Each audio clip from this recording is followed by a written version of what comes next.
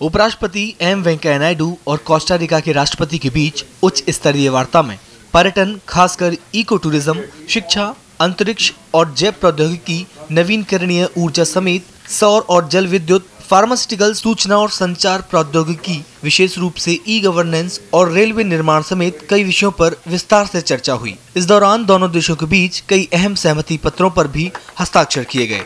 President Quesada and I had fruitful and cordial exchange covering a range of areas of mutual interest spanning bilateral, regional and multilateral fields. There are many new areas of collaboration that hold potential to propel our bilateral relations in the new heights. Key areas include tourism, especially ecotourism, education, space and biotechnology, renewable energy, including solar and hydropower, pharmaceutical, information and communication technology, ICT, particularly e-governance, skill upgradation, railway construction and rolling stock.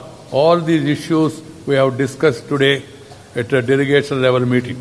दोनों नेताओं ने आतंकवाद को विश्व शांति के लिए बड़ा खतरा बताते हुए इस पर गंभीर चिंता जताई। उपराष्ट्रपति एम वेंकैया नायडू ने कहा कि संयुक्त राष्ट्र को विचार विमर्श करके आतंकवाद की परिभाषा तय करनी चाहिए और आतंकवादी समूहों को अलग थलग करने के लिए एक कार्य योजना तैयार करनी चाहिए।